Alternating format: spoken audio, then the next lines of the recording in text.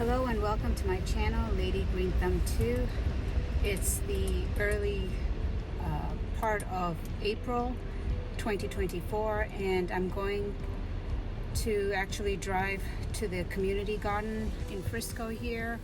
It's called The Harvest at Frisco Commons, and I've just packed my car with what I am planning to use or that I need to plant out in the garden today, and I'll take you along for the journey.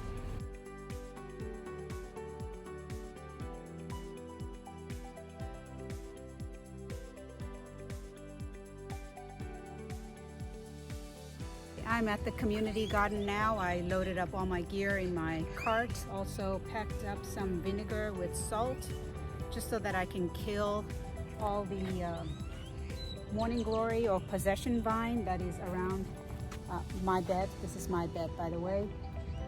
And I'll get the hose out from the shed, which is directly in front of me where I'm pointing, and get to working on whatever I can for the beds. And I'm also going to plant some zinnias.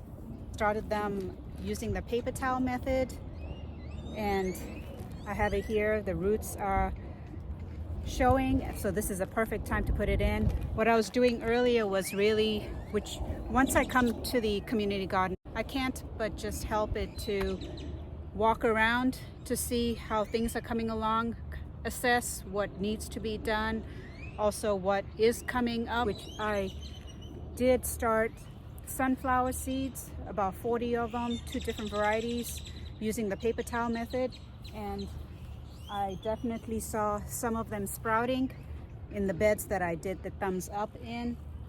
So what I'll do is the vinegar solution, I'll spray that or use a watering can. It looks like I don't have my spray bottle here, and I have my handy belt already on to go. This is with me all the time.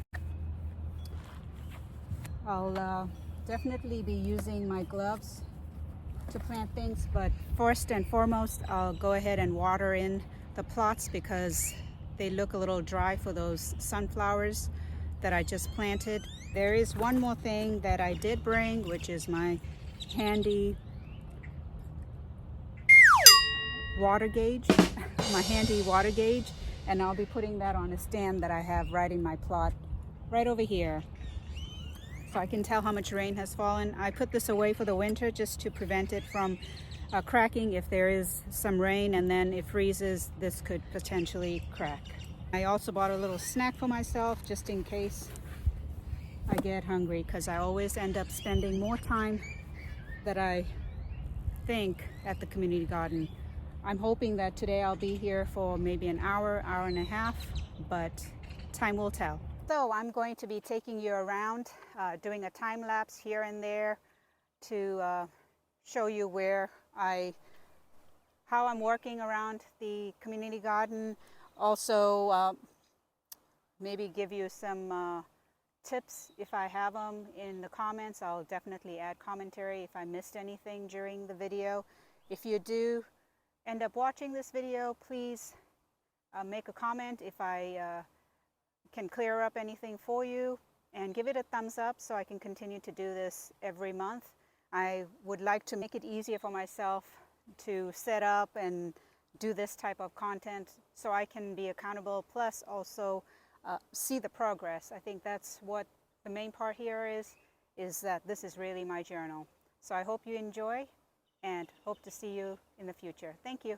By the way, I forgot to mention that the 3 plots that I was tending to or watering are the plots for the Grove, which is part of an organization. So I help to plant seedlings or even starts or anything that I have growing or want to grow. We usually have a meeting every year to discuss what the members would like to see in the garden.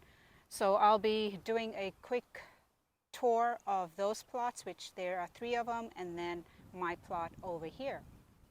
Another thing about this community garden is that it is out here right next to a park, and it's really in a very public area, so there's freedom for anyone that's walking the park. There's lots of trails here to come in and go through the garden and look at what is growing.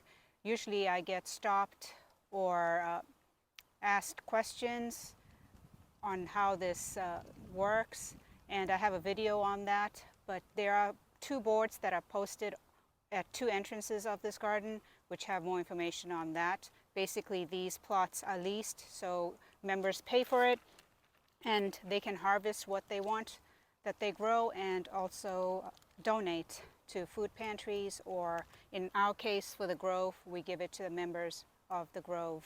Since this is a public area, there are people coming through, so I'm going to apologize right now if I did capture anybody that I wasn't supposed to, since they are in the background. Another thing about being out here is that I'm sure you can hear nature.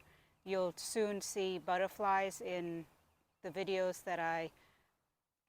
the future videos, but the birds can be clearly heard. It's quiet right now, that's why I decided to do a quick clip before I hopefully can walk you through all the 4 plots without any background noise. Starting with my plot here, there are 4 quadrants. If you've seen my prior video, I'm in the white, and so is the Grove organization. What I have started here is garlic, and I can add some pictures here of when I planted those out last year. So they're looking very good. There's some elephant garlic here as well, which were pulled out from plot 14, which I'll get to. And what I planted the last time I was here, which was on Tuesday, were marigolds. You can see that right here, and the yellow ones right here. I got that from a big box store, and I planted them in this plot as well as the Grove's, one of their beds, which is, or plots 14. And there's more marigolds here. I did add slips of sweet potato. I believe that's the white sweet potato, and I started that off with harvested sweet potato from last year. So I'm really trying to use or grow what I have and have the same genetics. Hopefully that will survive and do better this year. In this row here are onion, as well as next to it. The difference between this row and the ones that are next to it is that these were bought later on and planted. I had bought the red variety and I got this from another store, but since I had so many, I multi-sowed it, and I'll just go ahead and pick them small, leave some other ones in so that there's space for them to bulb up. And then this is chives, and those seeds were obtained quite a while ago from my mom.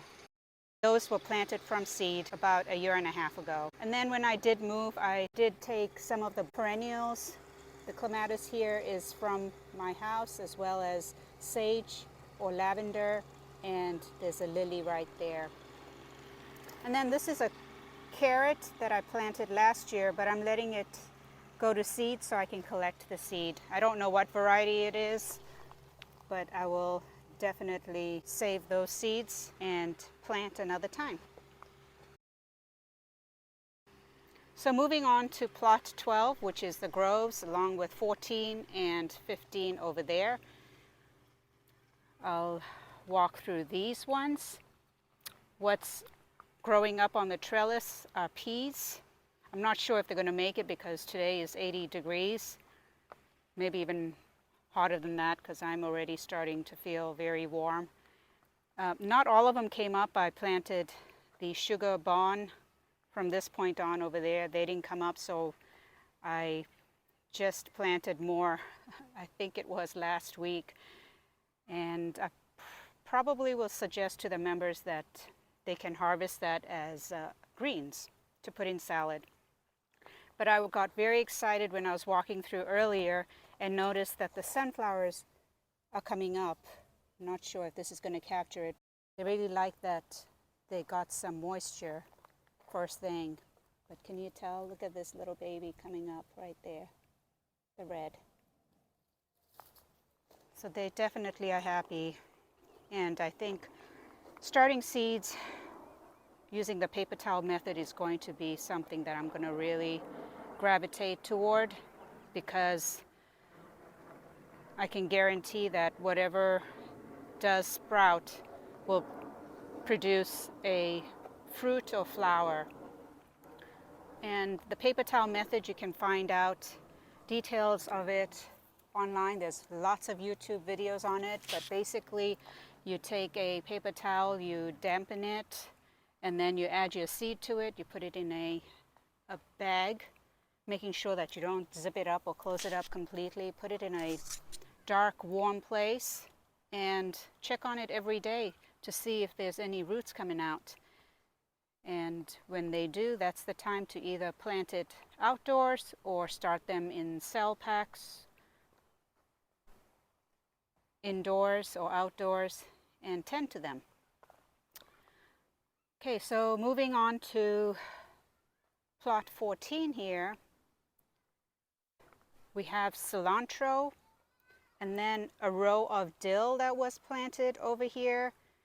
I had really multi-sown this from seed, so I was transplanting them into my plot once they were a little smaller than this. So it was cooler when I did it. It was a overcast day, and that's the best time to transplant and water in straight away. And then I did put a sunflower in here, but I don't see it coming up yet. Here's a mint that is also from my house. It's an apple mint. Look at this dill. Doesn't that look beautiful? I'm looking forward to the swallowtail butterfly. And this is cilantro, and then marigold, as I said, I had bought from a big box store, and this was one of the beds that I did place them in. I think there's about 7 of them scattered in this box. I see 3 of them. Here's one with the orange flower. And then this is curly parsley. This was planted by another member. And cilantro. This looks like Thai basil. I'll be topping that. Just so you know, when you top, what topping is really snipping off the top upper leaves to allow for branching. You can tell that this is not a good example, but or maybe this is. Yes, this is a good example. That if you cut it off over here, these tiny leaves that are sprouting, those are more branches. So you allow those to grow, and it becomes a bushy habit instead of a leggy and not so sturdy plant. So you can do that with basil here, with this basil here as well. It makes the stem very strong. So there's 4 basils there. Looks like 2 varieties, the regular Genovese and multiple of the Thai basil. I might split those up and put in other areas. And then this is another parsley, kale, more marigold. And in this area here, there's 5 spots, 1, 2, 3, 4, 5. I planted potatoes, I think 3 red ones and 2 yellow. By the way, in my plot, I did put 2 potatoes in there, 1 of each, red and white. And then this is actually arugula, and it is gone to seed. And I'm seeing a lot of pollinators here, so I decided to leave it, and I'll harvest the seeds at a later time. And then here's green onion. You can tell that it's flowering, and the seed pods are created here with the black. And there's also pollinators on it. I have lots of pictures from the other day of bees on it, but I can see here that they are here today. And then this here is garlic chives, and then here's the elephant garlic that was not harvested last year, and I didn't realize that the bulbs were still in there. So come fall, they had multiplied, and I could tell there were multiple stems. So that's why I had split them up here, plus the extras I had put in my plot. And then this is yarrow, and I'm hoping they flower this year. Last year they did not flower that much, but this has multiplied probably about 8 times the amount that I had put in the ground. So it's very happy here. Probably divide this at the end of the season or in fall and plant elsewhere. And then this is the last plot for the grove, and there was very spotty germination or transplants here. Most of these items were, or plants were started indoors with another gardener of the grove and transplanted out here earlier, but most of them, they didn't look the greatest, but we put them in the ground anyways, and then I had just split them up, the multiple sowings. For example, over here, you can tell there's more than one. I think this is rutabaga. There's more than one stem. And I took the smaller ones and transplanted them elsewhere in any open spots. In this plot too, planted out the sunflowers. So altogether, I would say between the 4 plots, including mine, I planted out about 40 sunflowers. Today I will be planting out the zinnia, and you will see me going through that now, trying to decide where to put them. These are hopefully the salmon color zinnias, I believe, or ones that I got from my mom.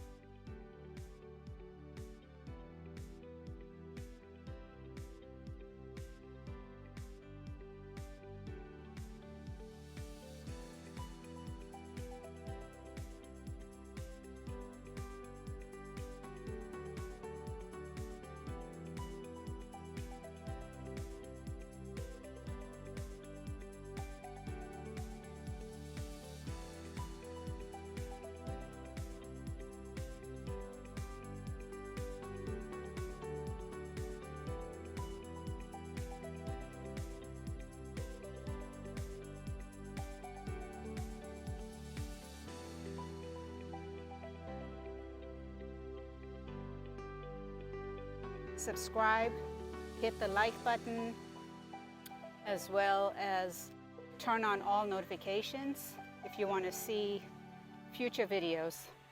Thank you for watching, and happy gardening.